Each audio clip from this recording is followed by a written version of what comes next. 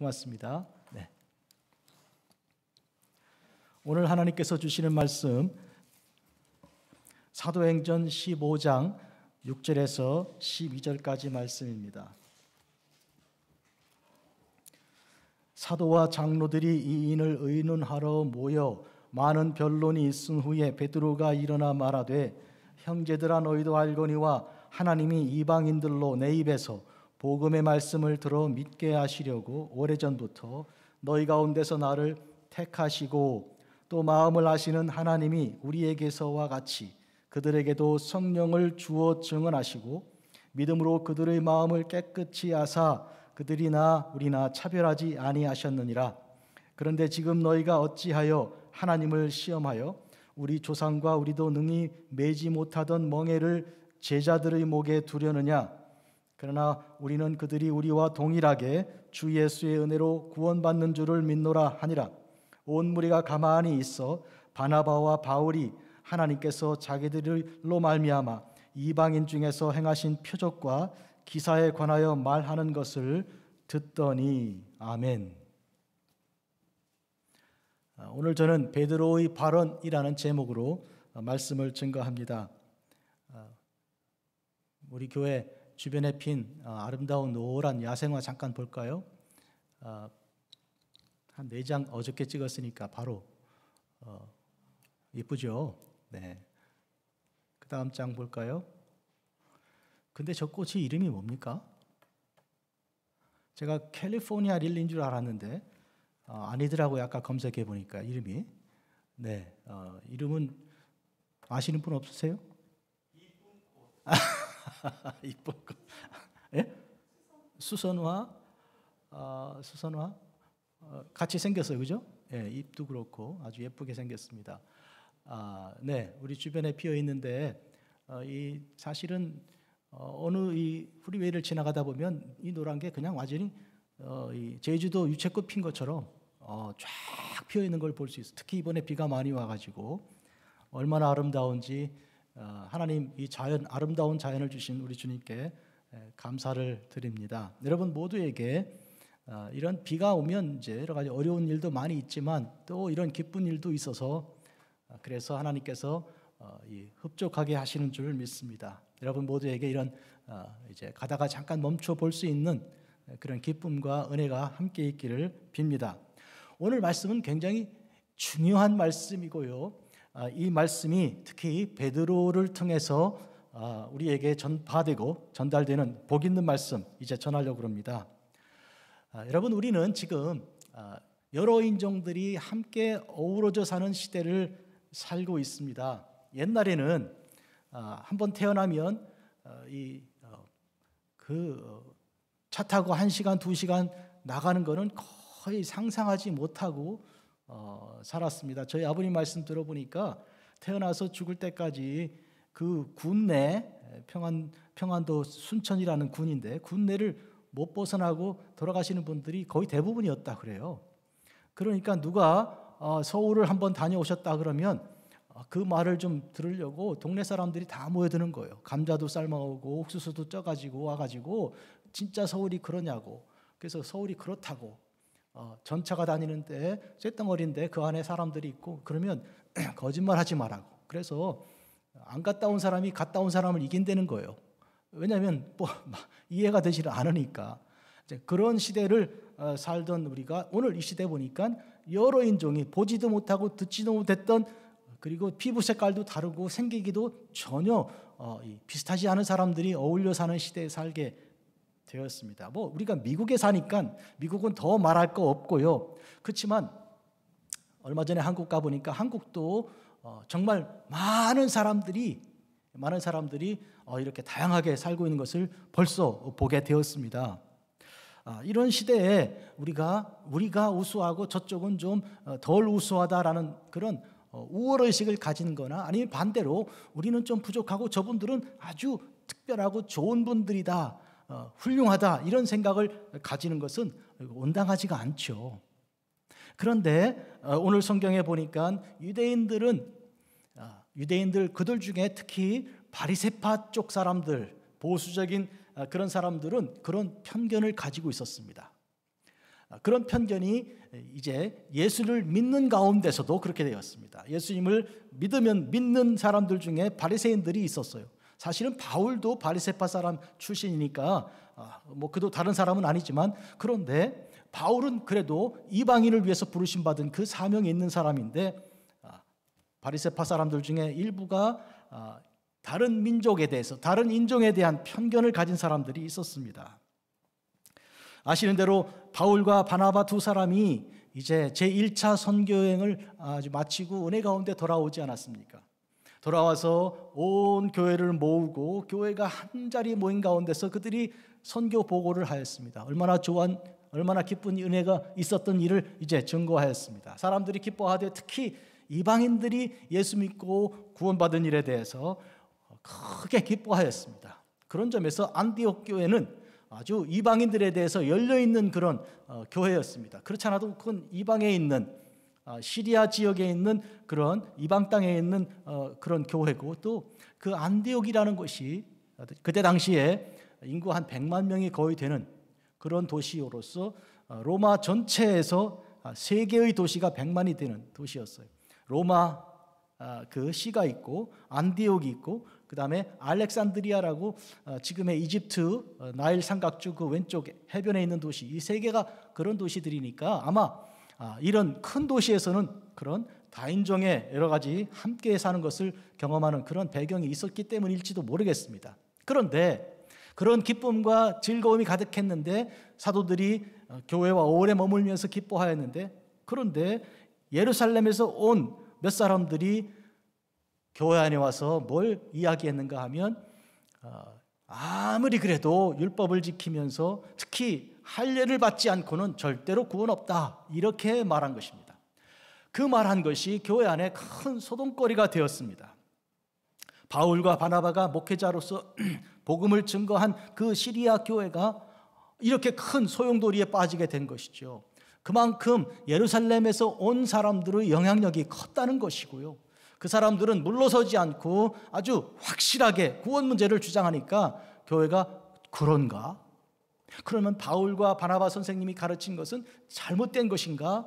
이런 흔들림이 있게 생겼습니다. 그래서 이 안디옥 교회는 이러다가는 큰일 나게 생겼다, 교회가 그냥 해체되고 말겠다 하는 그런 위기감에 빠져서 문제를 해결하기 위해서 예루살렘 교회로 바로 바울과 바나바와 몇 사람의 형제들을 파송합니다.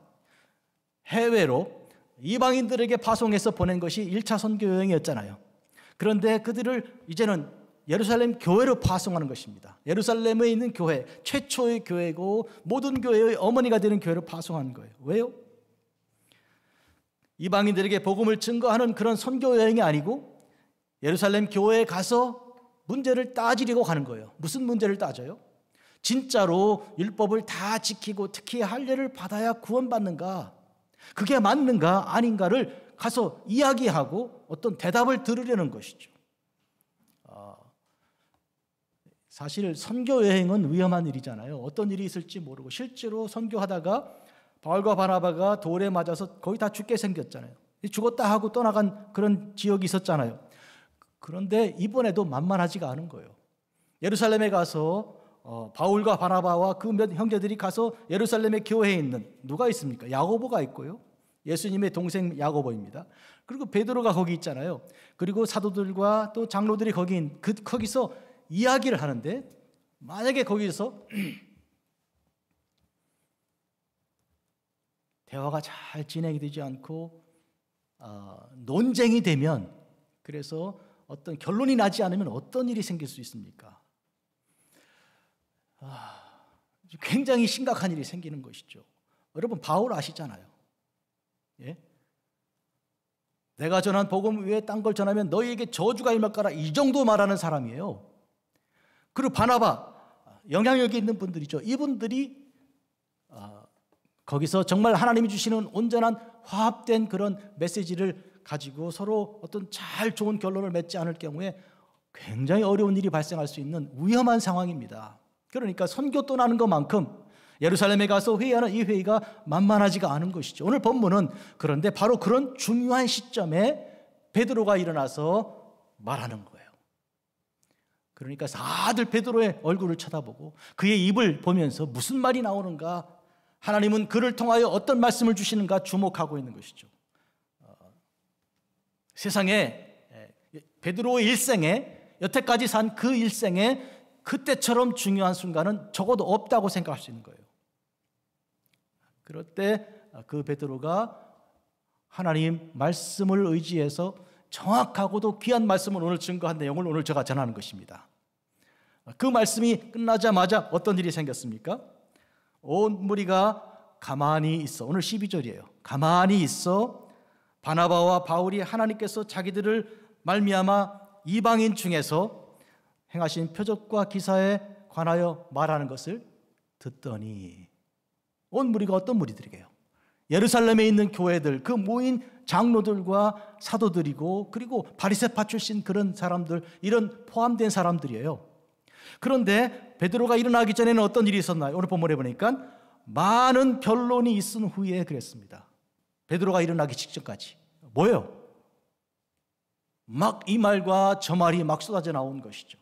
바로 지난주 읽었던 마지막 부분에서는 바로 바리새파 출신 그 유대인들이 일어나서 예수를 믿지만 바리새파 같은 그 전통을 더 중시하고 유대인들의 그 우월성을 중시하고 이방인들이 예수 믿으려고 그러면 조건을 걸어주는 그런 사람들이 일어나서 벌써 발언을 했고 그에 대한 토론이 뜨겁게 일어난 그런 때입니다.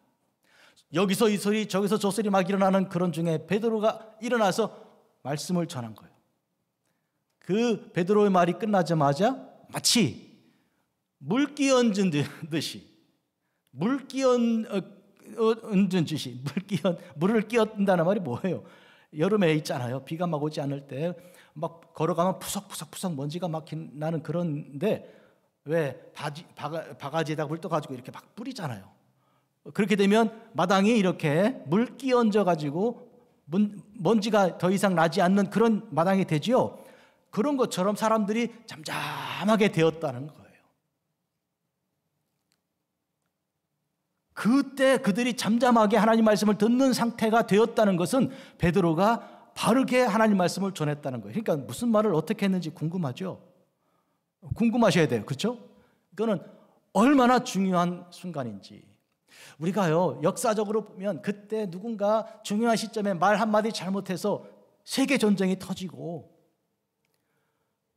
그 순간에 정말로 그래서 이 집안 싸움이 일어나고 뭐 그런 게 있잖아요. 그런데 지금 이 베드로의 경우는 굉장히 중요한 순간을 맞이하고 있는 것입니다. 그 맞이했을 때 그 순간에 증거한 말씀을 이제 증거하고 전하게 됐습니다.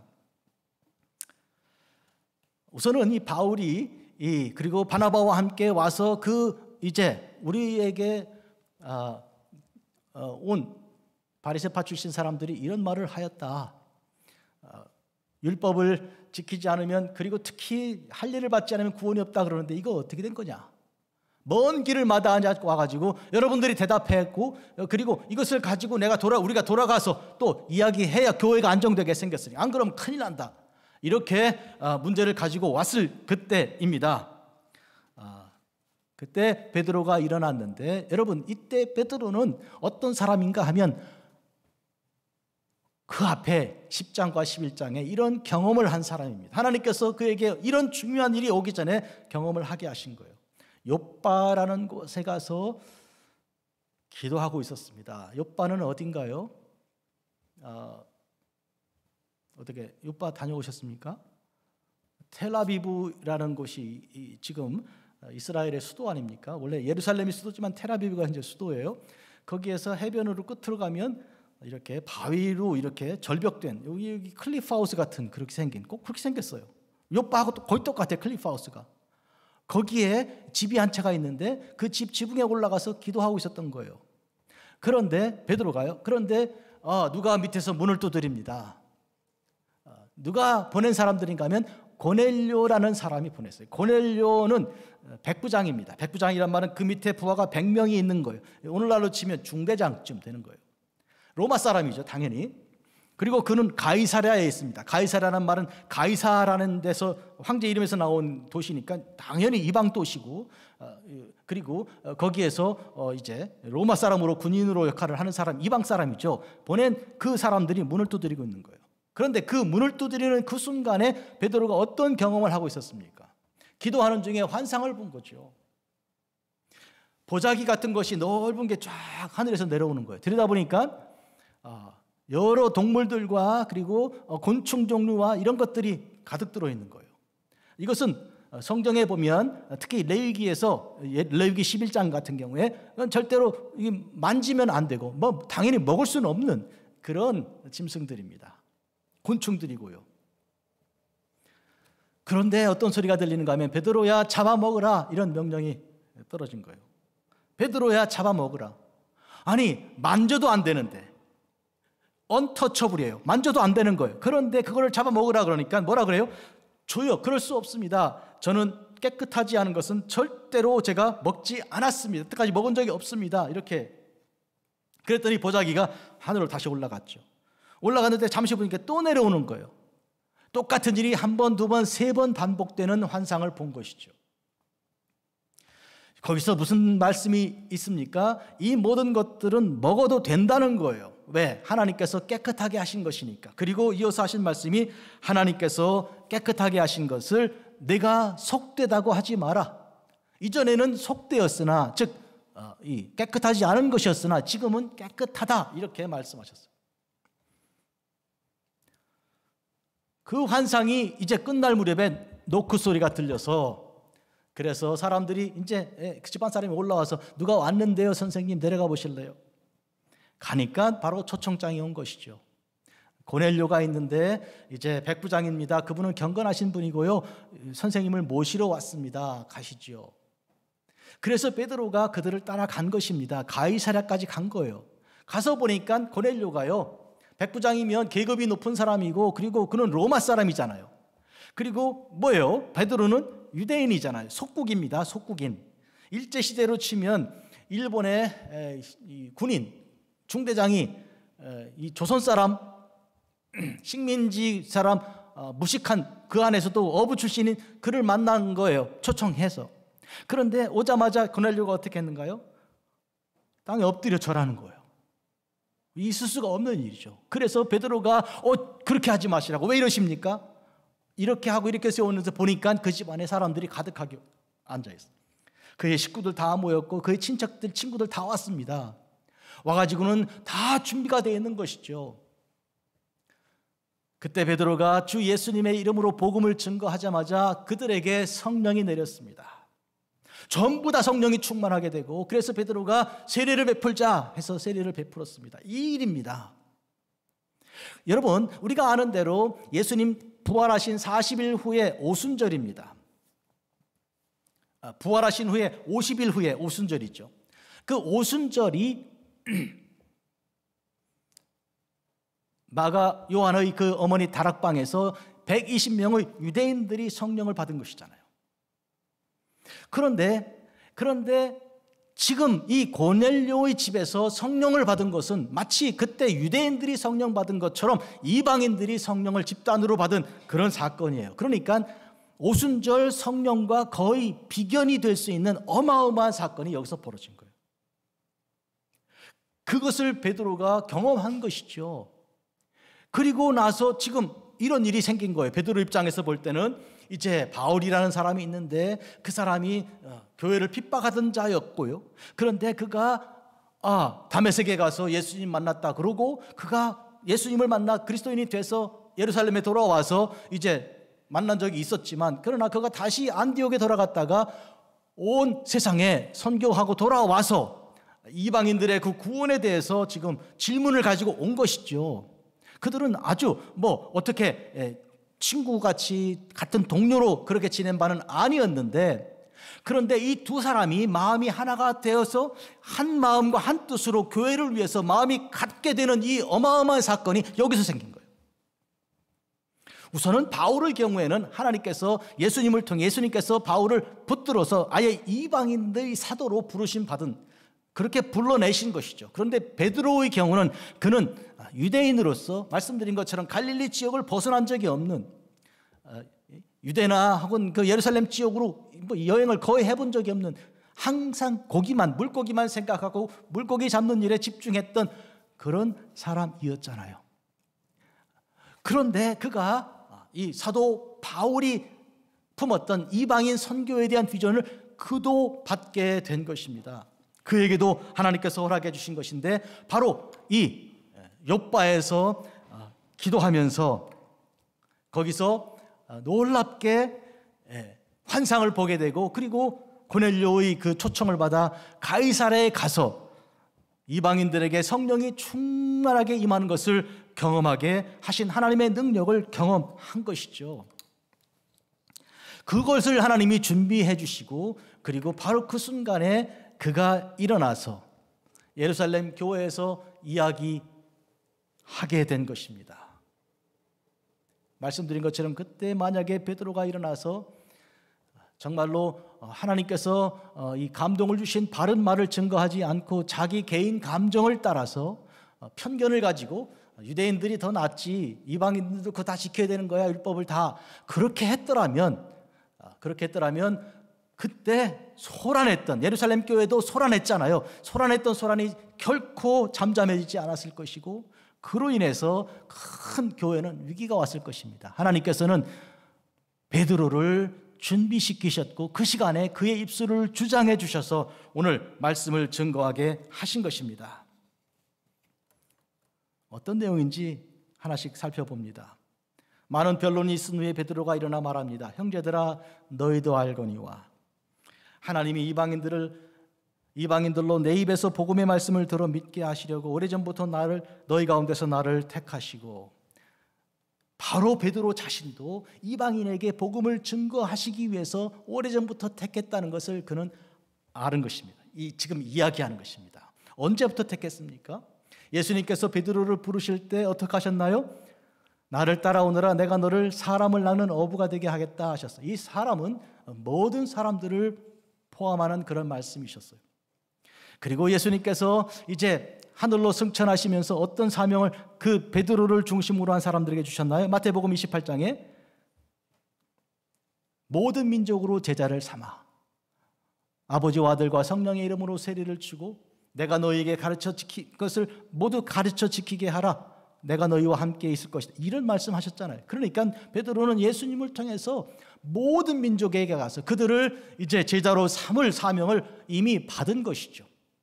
그러던 차에 그가 이제 욥바에서 기도하면서 이제 그 보자기 3번의 그 환상을 보게 되고, 그리고 고넬료의 집에 방문하게 된 것이잖아요. 놀랍게도 유대인들도 그렇게 하지 않는데 고넬료, 그는 높은 백부장이고 로마 사람인데 그가 베드로 앞에 엎드려 절을 하면서 이미 성령이 그들에게 간섭하셨고, 하나님 말씀을 들을 때 그 모두가 성령을 충만히 받는 것을 그는 본 것이죠. 그로써 베드로의 마음에는 모든 민족이, 이방인들 포함한 모든 민족이 다 하나님의 자녀라는 것에 대한 확증을 얻게 된 것이죠. 예수를 믿기만 하면 다 구원받는 것을 그는 알게 된 것이죠. 그래서 마음을 아시는 하나님께서 우리에게와 같이 그들에게도 성령을 주어 증언하셨다. 이 베드로의 얘기, 우리에게처럼 그들에게도 성령을 주어 증언하시고, 또 믿음으로 그들의 마음을 깨끗하게 하여 주셔서, 이방인들의 마음을 깨끗하게 해주셔서 그들이나 우리나 차별하지 아니하셨느니라. 하나님은 차별하지 않으셨다는 거예요. 그런데 지금 너희가 어찌하여, 들어보십시오, 베드로 하는 말을. 그런데 여러분이 어찌해서 하나님을 시험하고 있습니까? 하나님을 시험한다는 것, 하나님을 시험하다가는 어떻게 돼요? 다 죽는 거 아니에요? 있을 수가 없는 일이죠. 마사에서 하나님 시험하다가 다 망하게 되었는 그런 일이 이스라엘의 경험에 있잖아요. 그런데 어째서 지금 하나님을 시험하는가? 그래서 우리 조상과 우리도 능히 매지 못하던 멍에를 제자들의 목에 두려는 것인가? 이 말을 잘 들어보세요. 율법이 뭡니까? 이스라엘이 애굽을 떠나 가나안 향해 가는 길에 2달 만에 도착한 곳이 시내산이죠. 호렙산이고 시내산, 같은 산이 이름이 2개예요. 그 산에 도착해서 10계명을 포함해서 계명을 600여 가지를 하나님께서 허락해 주셨죠. 그게 계명, 그게 율법입니다. 줄이면 10계명에 10가지 계명으로 말할 수 있어요. 신우여한 부살간 도고탐, 하나님 한 분, 우상 섬기지 마라, 하나님의 이름 거룩하게 불러라, 안식일을 잘 거룩하게 기억하여 지켜라, 부모를 공경하라, 살인하지 말라, 간음하지 말라, 도적질하지 말라, 거짓 증거하지 말라, 탐내지 마라. 이 10가지 계명인데, 그런데 지금 뭐라고 말합니까? 우리 조상과 우리도 능히 매지 못하던, 한마디로 말하면 누구도 이 율법을 지킨 사람이 없다는 거예요. 어떤 사람 예수님께 와서 다 지켰다고 주장한 사람이 있었잖아요. 다 지켰나이다. 언제부터? 어렸을 때부터 지켰나. 이런 사람이 있었잖아요. 그때 예수님께서 너 가서 재산을 다 팔아 가난한 사람에게 주고 나를 따라오라 이렇게 말씀하셨잖아요. 그게 율법이거든요. 그랬더니 고개를 푹 떨구고 자기 말이 자기가 결국 아니라는 것을 증명하고 만 거 아닙니까? 누구도 지킬 수가 없었다는 것을 지금 베드로가 말하는 거예요. 아무도, 우리 중에 아무도 못 지킨 것을 왜 지키라고 하느냐 그 말이에요. 베드로는 굉장히 솔직한 사람이고 성령을 통해 자기가 어떤 사람인지, 그리고 이스라엘 민족이 어떤 조상이 어땠고 오늘 우리가 어떤 사람인지를 그는 안 것입니다. 그러니 우리는 그들이 우리와 동일하게 주 예수의 은혜로 구원받는 줄을 믿는다라고 선포한 거예요. 바로 여기에서 모든 사람들이 침묵에 들어가는 것이죠. 봐라, 지켰느냐? 그래서 막 떠들던 사람들이 침묵한 거예요. 저는 이쯤에서 뭐가 생각나는지 아십니까? 간음하다가 현장에 잡힌 여자 생각이 나요. 그거 어떡하라 그랬어요, 율법에? 돌로 쳐 죽이라 그러면 돌을 왜 쳐요? 손으로 치면 손에 닿으니까. 손은 안 대고 아예 돌을 던져갖고 그래서 죽이라는 거예요. 더럽고 추하니까 손대지 마라 이거. 막대기도 들어도 안 되고. 그래서 돌을 다 들고 왔잖아요. 그리고 예수님께 여쭙지 않았습니까? 그때 예수님이 뭐라고 얘기하셨어요? 너희 중에 죄 없는 사람이 쳐라. 간음죄 안 지은 사람 한번 있으면 한번 해봐라. 예수님께서 간음에 대해서 뭐라고 말씀하셨습니까? 여자를 보고 음욕을 품는 자는 벌써 간음한 거야. 이렇게 말씀하셨는데 누가 거기 안 걸리겠습니까? 그러니 간음죄 지은 사람들이 간음죄를 정죄한다? 이게 말이 안 되잖아요. 지금 베드로가 하는 말이 그거예요. 우리 조상도 한 번도 율법을 지킨 바 없고 우리도 지킨 적이 없는데 뭘 어떻게 이방인들에게 그걸 지키라고 하느냐? 우리 솔직해보자. 우리 정직해야 되는 거 아니야? 이렇게 지금 주장하는 거예요. 그러니까 떠들던 사람들이 잠잠하게 된 거예요. 그래서 온 무리가 가만히 있어 바나바와 바울이 하나님께서 자기들을 말미암아 이방인 중에서 행하신 표적과 기사에 관해서 말하는 것을 어떻게 해요? 듣기 시작한. 그전에는 안 들었거든요. 뭔 소리 하는 거냐고 가만히 있으라고 자기들이 막 얘기한 거였어요.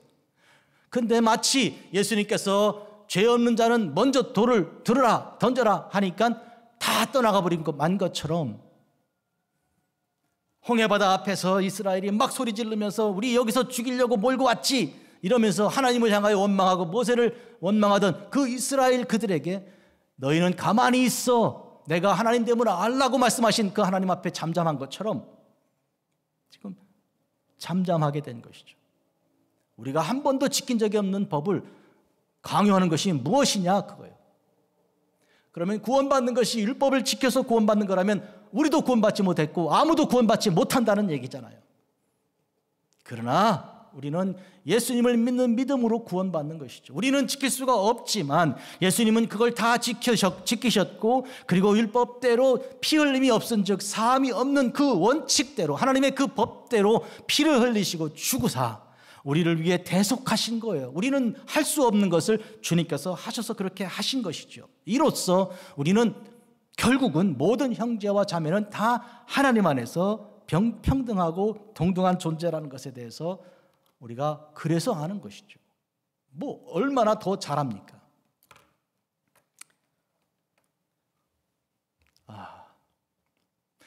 제가 미국에 와서 살면서 지난주 35년 살았습니다.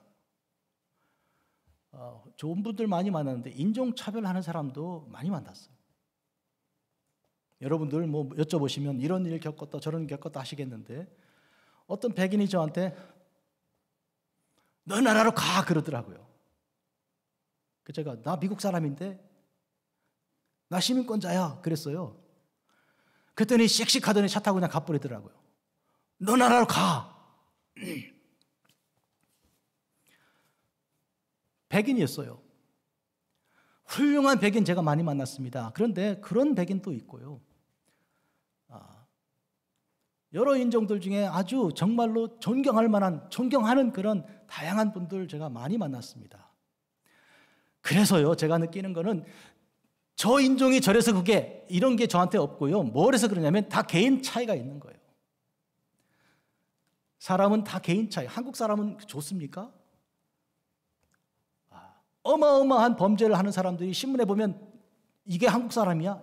부끄럽고 창피해서 말을 못하는 사람들이 많이 있어요. 다 개인 문제지 한국 사람이기 때문에 그런 건 아니잖아요. 오늘 우리가 인종적인 이 편견을 버려야 되는 것인데 여러분들은 뭐 안 갖고 계시잖아요. 그죠? 예. 근데 그런 사람들이 있다면 이야기를 해줘야 됩니다. 오늘 베드로가 일어나서 보라 이방인들도 우리와 동일하게 차별이 없이 하나님의 자녀로서 이렇게 말하는 것처럼 우리가 필요한 때 일어나서 이야기를 해야 됩니다. 여러분,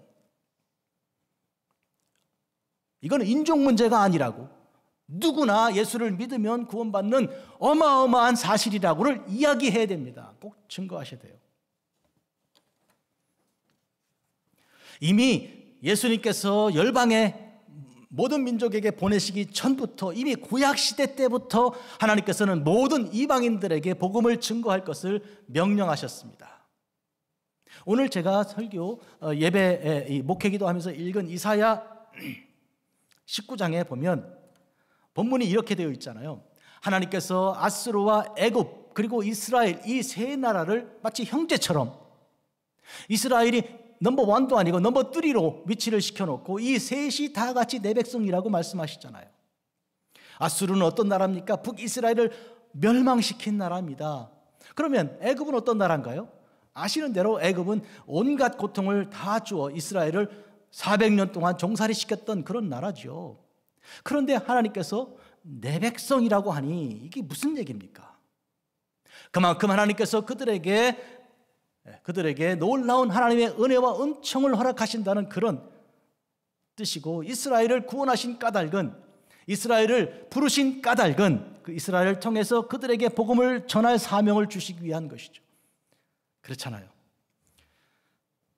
어느 한 사람을 뽑아서 그에게 먼저 말씀을 가르쳐 주시고 너 이제 들었으니까 가서 증거해 라고 한 것이지, 그래서 다들 오게 해 라고 그렇게 하신 것이지, 너만 구원하겠다는 그건 아니었다는 거예요. 그게 이스라엘이 받은 사명인 거예요. 그런데 이스라엘은 착각 속에, 혼돈 속에, 우리가 남들보다 잘났기 때문에, 더 위대하기 때문에 하나님의 사랑을 받았다고 착각하는 거예요. 하나님께서 뭐라고 말씀하신가요? 너희들이 크기 때문에 부르심 받은 게 아니라 너희는 작아. 너희들이 위대해서 그런 게 아니라 너희는 못났어. 이렇게 말씀하셨단 말이에요. 하나님께서 왜 작은 자를 선택하시고 못난 자를 선택하시는지 아십니까? 훌륭한 사람을 뽑아가지고 일을 시켜서 일을 하고 나면 사람들이 그럴 거 아니에요. 저 사람 훌륭해서 일을 다 했다고. 하나님 그거 원하지 않으시는 거예요. 그래서 부족한 사람을 들어서 일을 시키시는 거예요. 이게 하나님 방식이에요. 그런데 일을 맡아서 일을 하는 사람이 자랑해요? 하나님의 뜻을 전혀 모르는 거죠. 하나님의 목적을 전혀 모르는 거죠. 왜 나를 뽑았는지를 전혀 알지 못하는 거예요. 잘나서 뽑은 줄 아는 것이죠. 하나님은 항상 부족한 사람을 뽑아서, 그게 가난한 사람을 들어 부유한 사람을 부끄럽게 하시고 약한 자를 뽑아 강한 자를 부끄럽게 하시는 이 하나님의 대원칙이요. 이스라엘이 그렇게 배반하고 그래서 못난 그 이스라엘을 선택한 건데, 근데 어떻게 이스라엘 사람들이 우리가 잘났다고, 우리가 이렇게 교만은, 이게 말이 안 되는 것이죠. 베드로가 지금 그 얘기를 하고 있는 것이죠. 그러니까 구약은 이미 이사야 선지자를 비롯해서 이미 많은 하나님의 종들이 열방의 빛으로 우리를 증거하도록 우리를 부르심 받은 것이지, 우리는 우리가 잘나서 부르심 받는 것이 아니라고 계속 강조한 것이죠. 그러니까 예수님께서 말씀하신 거, 그리고 오늘 베드로가 일어나 말하는 이 사실은, 이거는 뭐 처음부터 하나님께서 이스라엘을 부르실 그때부터 적용되는 그런 말씀이었습니다. 지난 주일 저녁이죠. 우리 교회 예배를 얼마나 비가 많이 왔나요? 지난 주일날, 그죠? 그런데 산타로사의 병원에서 수술을 하고 거기에서 있는 이 가까운 모텔에서 하룻밤을 더 지낸 다음에 후파로 올라가게 되어 있는 해럴드 잔스를 우리가 신방을 하였습니다. 예배 마치고 내비게이션 이렇게 틀어놓으니까요, 우리 생각에는 그냥 이렇게 시구가로 가가지고 이렇게 골든게이트 브리지 건너서 쭉 가면 되는데, 그게 아니고 이 베이브리지를 타게 하고, 그리고 저 돌아서 37번인가 삥 돌아서 가게 하더라고. 그런데 비가 얼마나 오는지요, 적어도 갔다 돌아오는데 한 5시간이 걸린 거예요. 만났습니다. 해럴드 존스를요. 그는 그 후파교회 설교자입니다. 그런데 이제 수술을 받는, 이 몸에 등뼈 수술을 받는데, 요새는 이 등뼈면 등을 쪼갤 것 같은데 그게 아니고 이 앞을 배로 들어가서 등뼈로 가는 거예요. 그렇게 한대요. 좌우간 그렇게 했는데 가서 신방을 하고 예배를 드렸습니다. 근데 그 몇 장 사진을 보여주더라고요. 그 부인이 얼마 전에 이 후파에 있는 그런 큰 마켓이 하나 있고요. 거기 광장 있잖아요. 사람들 오가는 사람들에게 음식도 나눠주고, 우리 교회에서 보낸 볼펜이나 달력 책자 이런 것도 나눠주면서 전도하는데, 일어나서 마이크 잡고 설교했다 이거요. 보라고, 우리 아내가 설교했다고. 요한복음 3장 16장으로 설교했다는 거예요. 여러분, 이거는 그 부인이 어떤 사람인가 하면 쉐이커 처치의 목회자였어요. 바로 우리가 선교하기 직전까지 그거 하고 있었어요. 쉐이커 처치는 뭐냐면 이 네이티브 아메리칸, 이 원주민들이 가지고 있는 그 신앙이 있어요. 토속 신앙이고 샤머니즘이죠. 뭐 산에다가 돌에다가 물에다가 절하는 그런 거에다가 기독교를 결합을 시켜가지고 하나님을 말하는데 하나님이 아니에요, 사실은. 그렇게 하는 목회자예요, 그분이. 그래서 해롤드가 내가 내 아내 때문에 목회가 못할지도 모른다고 이러면서 괴로워하던 사람이었거든요. 그런데 아내가 복음을 증거하는 설교자가 된 거예요, 그 시장바닥에서. 그리고 그 옆에 같이 그 처형이 와 있는데, 그 처형은 이 메디슨 woman이라고 영어로 불러요. 뭐냐면 사람들을 막 이렇게 굿 같은 거 해가지고 고치는 거 하는 거예요. 본격적으로 그쪽 사람이에요. 우리말로 하면 무당이라고 말해야 되는 거예요. 그런데 세례받을 준비가 돼 있다는 거예요. 3달 후에 세례를 받으려고 그런다고. 우리가 성경 공부하러 후파에 갔을 때 몇 번 참석했습니다. 그 딸도 같이 참석했고요. 그런데 이런 일이, 어마어마한 일이 벌어지고 있습니다. 여러분, 후파 사람들, 여러분, 말씀을 드리지만 미국의 원주민들의 이 부족들이 한 530개 정도가 여기저기 이렇게 모여 있는 리저베이션이 있습니다. 그런데 이 사람들이 받은 고난과 고통은 말할 수가 없는데, 생명도 빼앗기고 땅도 빼앗기고요. 이들이 530개 중에 원래부터 자기들이 전통적으로 살아오던 자리에 사는 사람들은 거의 없습니다.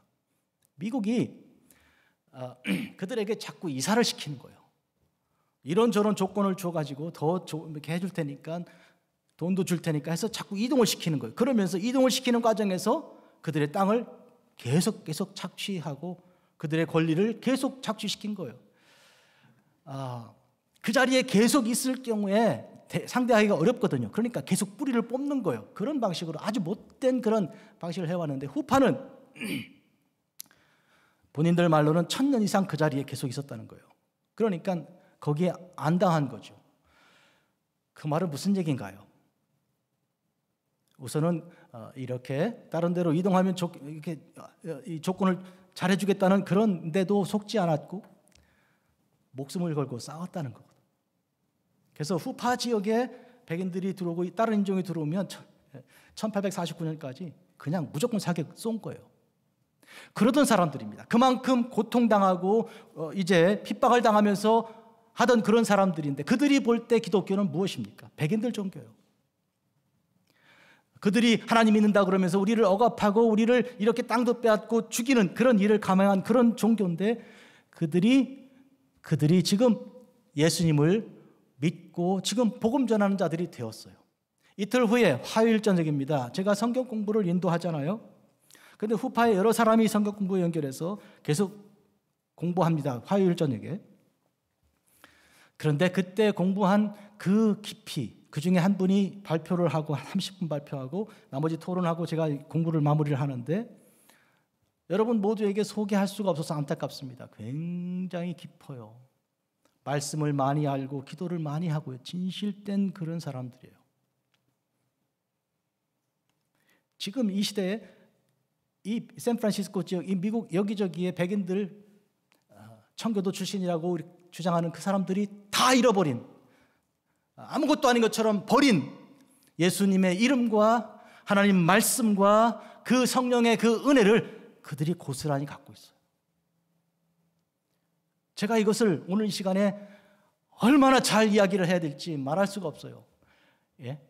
그 핍박받던 그 사람들, 멸시천대받는 그 사람들이 복음을 갖고 있다고요. 조금만 각도를 옮겨 보겠습니다. 여러분, 지금 아프리카는 얼마나 오랫동안 억압을 당한 그런 사람들입니까?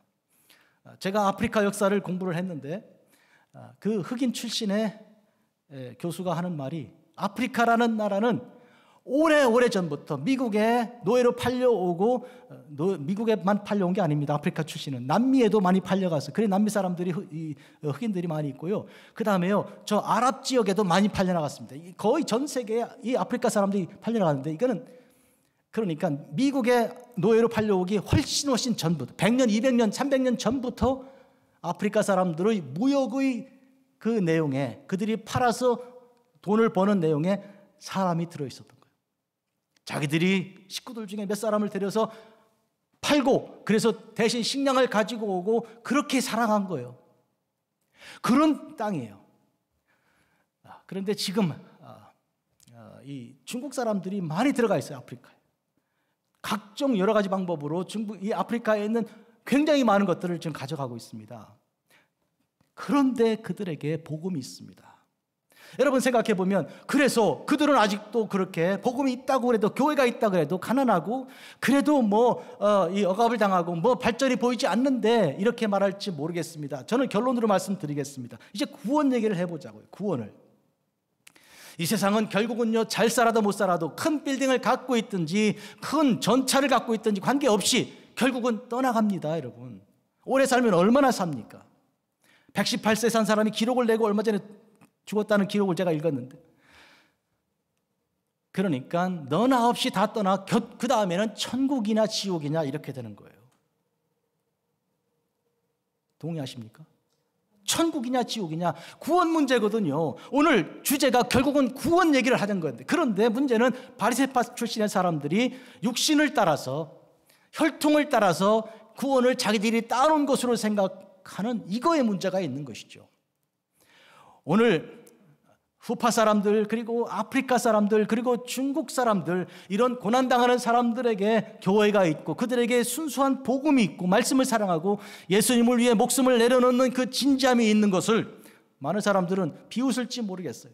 그래서 so what? 아직도 가난한데 아직도 계속 그렇게 살 건데 그러나 여러분 그게 아닙니다. 여러분 구원받는 거잖아요. 오늘 우리가 아무리 경제적으로 잘 살게 되었다고 미국 와서 그야말로 아메리칸 드림을 이뤘다고 집을 가지고 계시고 좋은 차를 타고 새끼 밥 먹는 걱정을 하지 않았다고 해도 우리가 만약에 복음의 귀한 그 소중한 첫사랑을 잃어버리고 있다면 천국에 대한 소망을 우리가 갖고 있지 않고 세상이 좋아서 세상에 탐닉하고 있다면 우리는 심각한 거예요. 이거 진짜 심각한 거예요. 다 좋은데 천국 못 가면 어떡하려고요? 그런데 요새는 정말 드라마를 통해 노래를 통해 세상의 이런 그 향락 그 문화를 통해 천국을 희석시키고 지옥 문제를 없는 거로 하는 그런 별로 중요하지 않게 생각하는 이런 어마어마한 일들이 많이 일어나고 있습니다. 이에 대해서 여러분께 오늘 말씀드리는 거예요. 구원이 제일 중요한 주제예요. 이 구원의 문제에 있어서 우리는 사실은 평등하다는 거예요. 그런데 평등한 게 가난하고 억압받고 못난 사람들에게 지금 마치 더 큰 은혜와 사랑이 부어지고 있는 중입니다, 현재. 그러니까 육신으로 보고 멸시하면 안 돼요. 육신을 보고 내가 조건이 좋다고 피부 색깔이나 이런 배경을 보고 그들을 천대하면 안 된다는 거예요. 모든 사람들은 다 평등한 것입니다. 그날에 아수르로 통하는 대로가 있어 아수르 사람은 애굽으로 가겠고 애굽 사람은 아수르로 갈 것이며 애굽 사람이 아수르와 사람과 함께 더불어 경배하리라. 여러분, 이 바울이 디모데에게 보낸 편지 중에 이런 말이 있습니다. 디모데전서 2장 5절이에요. 하나님은 모든 사람이 구원을 받으며 진리를 아는 데 이르기를 원하시느니라. 하나님이 원하시는 게 그거예요. 모든 사람들이 예수님을 믿고 구원받는 것을 하나님이 원하신다고요.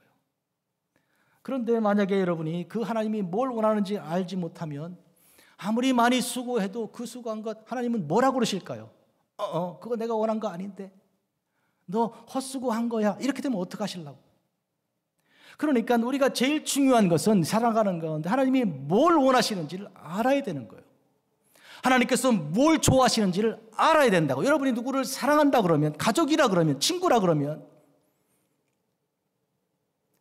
뭘 원하는지를 물어봐야 되는 거 아니에요? 물어봐야지. 오늘 뭘 먹고 싶은데? 하고 물어봐야지. 물어보지도 않고 그냥 마음대로 이거 먹을 거지? 이렇게 하는 거 곤란하잖아요. 마찬가지로 하나님 뭘 원하십니까? 우리가 여쭈어보아야 되고 그리고 그걸 알기를 원해야 되는 거예요. 오늘 성경에 하나님은 모든 사람이 구원받기를 원하신다. 그런데 왜 유대인이라고 이방인들을 멸시합니까? 그거 하나님이 원하는 거 아니죠. 부모 입장에서 자식 다 사랑하잖아요. 그런데 형제들 중에 누가 이렇게 좀 공부를 못하거나 왜 어디 다리를 절거나 그런다고 멸시천대하는 거예요. 맛있는 것도 안 주고 막 때리고 구박하고. 그때 부모가 그걸 알고 어떻게 피눈물 흘리잖아요. 얘 너의 누이야, 너의 오빠 아니냐, 왜 우습게 생각해? 하나님이 보실 때 우리 모두가 다 하나님의 자녀 구원받아야 되는 사람들이에요. 그런데 왜 인종 편견을 가지고 있냐고요.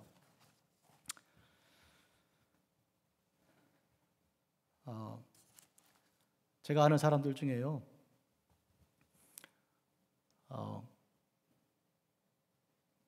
며느리를, 사위를 다른 인종을 이렇게 보고 행복해하는 사람 많이 봤어요.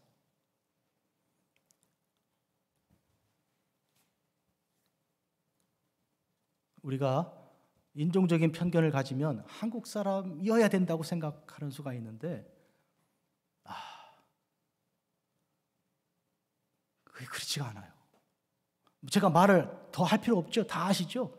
정말 가슴 깊은 곳에 우리가 쓸데없는 생각을 우리가 가지고 살았구나 하는 생각을 오늘 이 시간에 하셔야 됩니다. 다시는 그런 생각으로 편견을 가지면 안 되죠.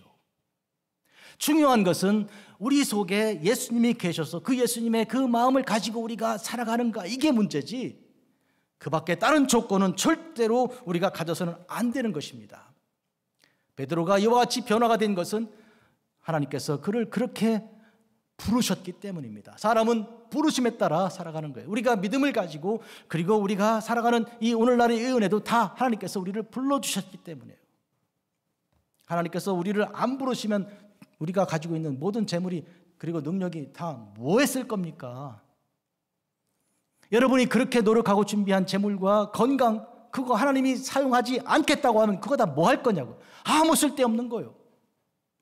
그런데 하나님께서 쓰시고자 하면 마른 막대기를 가지고도 역사하시는 것이니까 우리가 부족하더라도 하나님 손에 붙들리면 놀라운 일을 이룰 수 있죠. 그런데 우리가 하나님 손에 붙들리기 위해서는 하나님이 뭘 원하지를 알아야 됩니다. 하나님을 그 마음을 시원하게 해드리는 자를 하나님이 사용하시죠. 하나님 뭘 원하는지를 묻는 자들이 하나님의 부르심 받고 쓰임 받죠. 내가 이걸 잘하니까 내가 이걸로 할 거니까 내 마음대로 하겠다고 하고 하나님 뜻대로 했다 그러면 하나님이 그래 너 잘했다 그러실까요? 뭔 소리, 비켜라, 내가 너 언제 그거 시켰냐. 그런데 가진 게 없기 때문에 능력이 없기 때문에 하나님 뭘 원합니까? 하나님 얼굴만 보고 있는 사람을 하나님께서 부르시는 거예요. 그래서 이스라엘을 부른 거였는데 처음에 그걸 잊어버리고 교만해졌습니다. 오늘 우리의 부르심도 생각해 보십시오. 하나님은 우리를 왜 부르셨습니까? 그때 받은 사랑이 첫사랑이요. 그리 돌아가야 됩니다. 기도하겠습니다. 거룩하신 주 아버지 하나님, 오늘 베드로가 그 중요한 시점에 일어나서 차별이 없다, 우리 모두가 다 이방인도 하나님의 자녀라, 이렇게 선포한 이 말씀을 들었습니다. 오늘 저희들의 그 삶을 통해서 주께서 일으켜 세우실 때 우리의 편견과 우리의 아집을 가지고 말하지 아니하고 하나님 주시는 그 말씀으로 말할 수 있도록 하여 소란을 잠재울 올 수 있게 하시고 격한 토론들을 멈추어 하나님 말씀을 들을 수 있게 할 수 있도록 하나님 저희들을 주의 도구로 사용하여 주시옵소서. 예수님의 이름으로 기도합니다. 아멘. 하늘에 계신 우리 아버지여, 이름이 거룩히 여김 받으시오며